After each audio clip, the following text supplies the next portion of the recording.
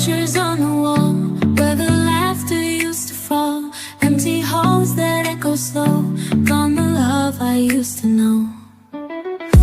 Broken dreams and shattered glass. Thought forever it would last. Whispers haunt the midnight air. Lonely hearts in disrepair. Where did all the magic go? Did it fade like...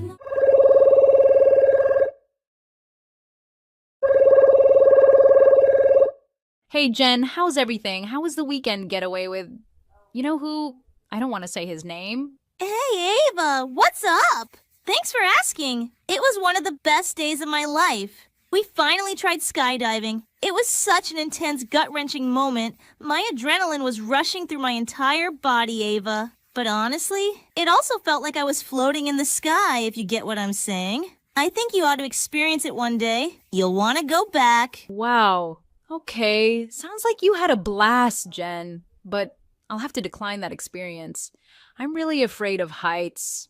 Don't get me wrong. I know they have specialized equipment for people like us, but no way would I go skydiving. I'm happy on the ground. But I'm glad you're the brave one, Jen. At least there's someone brave among us. Well, sometimes you've got to be brave, Ava. The only thing to fear is fear itself. You just have to step out in faith, my friend. But if you've already told yourself that you won't or can't do certain things, then it's best to just leave it alone. Anyways, you know who had a grand old time too? What's his name? We're already planning our next trip. Woohoo! Oh, okay. I hear you, and I'm very, very happy for you, Jen. Well, so what's going on otherwise? How's your mom doing? Well, she's coping. She went to her best friend's funeral 3 days ago. They were very close. People usually mistook them for sisters. My mom's having a hard time, so one of her sisters who lives out of town came up to comfort her and make sure she's okay. My dad couldn't handle it alone. He needed an extra pair of hands. Oh, I'm sorry to hear about her friend. That must be devastating for her. I hope she doesn't take her loss too heavily. I know it's serious, but she still has her family, her husband, kids, and other friends to live for. I'm glad her sister came by to support her. It's terrifying to lose a loved one. It's never the same after. I know. We're trying to help her with her grieving as much as possible. But she can't not eat forever. She hasn't eaten since the funeral. And that's why Aunt Edna came to stay with her. At least, until she's not grieving as much. I can't imagine what she's going through. They knew each other before I was even born. So, that's like sisters right there. Anyway, Ava, a friend of mine, had to euthanize 5 of her horses. You know, she raised horses to sell for race derbies? I'm not sure why she had to put them down. I didn't get the backstory. But her vet bill is costing her $30,000. Can you believe that? Oh, wow. $30,000 to put down some animals? That's a lot of money. I'm sorry to hear about her prized horses. I wonder what might have caused it. Maybe they were too old or had some deadly disease. Whatever the case, that's a lot of money. Does your friend even have that kind of money, Jen? That's not small change. That's like someone's life savings.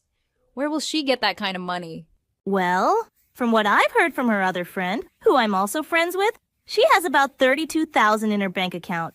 But she said she wouldn't use any of it. She's going to send letters, texts, and mails asking her family and friends for help. Donations?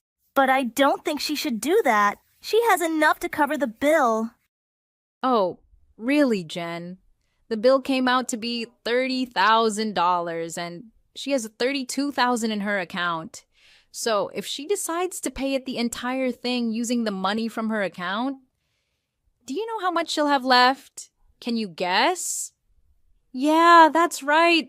$2,000. That's barely anything. That can only buy a few dinners. The woman still has her house bills, car payments, food to worry about, and maybe kids too. That's just not feasible, Jen. As much as it's not nice to be seen asking for help, she really has no choice but to reach out. At least she's not stealing. Yeah, but she has all that money and doesn't want to use it. Instead, she wants people to give her theirs, even though she has it. I think that's wrong on so many levels. Or she could simply sell one of her other horses and use that money for the vet bill. Jen, are you telling these people how to run their business? If you can't contribute, then you just can't. It's not like she's going to come after you. If she's only asking for help for that purpose, I don't see anything wrong with it. It's not like she's asking for expensive jewelry, a fancy car, or a house. It's none of our business. And if she wanted to do something dishonest, that would be on her, not us. Well, I still find it dishonest. You have money, but you want someone else to give you theirs. Most people don't even have $10 in their name. But I wish her nothing but good luck. Jen, I really don't think you should be so deep in this woman's problems.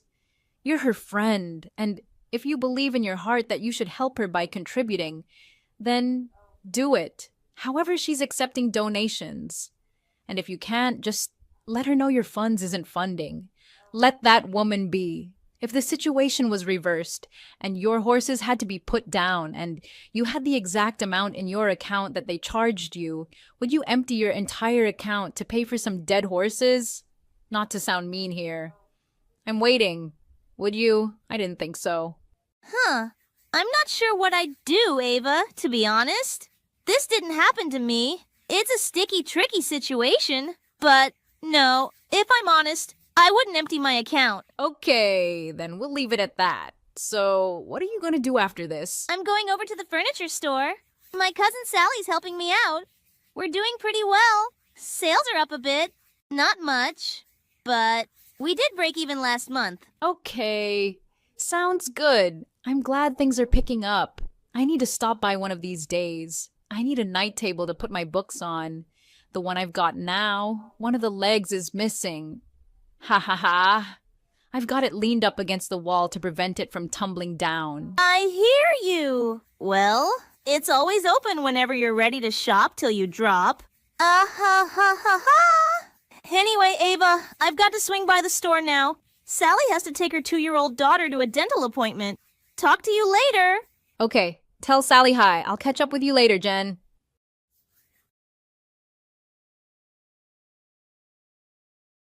Hey, Mom, I've got a question.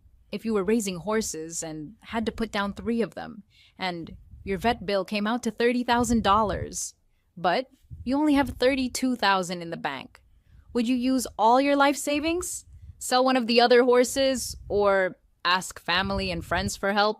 Well, that's a big, let me think about it kind of question. Ava, a tricky one too. I get that I might have the money the vet wants. But at the same time, if I use all the money in my account, I'd be left with only $2,000. Suppose there's an emergency. Either way, I'd still end up asking for help. So no, I wouldn't use all my savings. I'd probably use a small amount from it. And then ask for donations. Even though I'm a proud woman who despises the idea of donations. To me, it's no different than begging. Well, I never thought of it that way, but I could see myself using a small amount from my savings too, with the help of, I don't even like saying the word donations. You know, Ava, there comes a time in life when things happen, and we can't control them. Some people have been at the top before. They've had it all. The cars, the house, the name, the fame. But sometimes, due to unseen circumstances, things take a bad turn, and that person has to seek help. It's not a good look for some, I get it. But if you want to get back up and turn things around in your life, sometimes it might feel awful, shameful even, like your self-esteem isn't worth anything. But if you really want another chance at life, sometimes you have to do what's most uncomfortable, especially for the proud ones. And if that means asking for help, then so be it. You're right, Mom. You always explain things in a way that helps me see the deeper picture. I'm glad you're my mom. I learned so many life lessons from you. Thank you, Mom. No problem, Ava. And I'm glad you're my daughter. I wouldn't trade you for anything. Not money, not fame, not a mansion or a palace.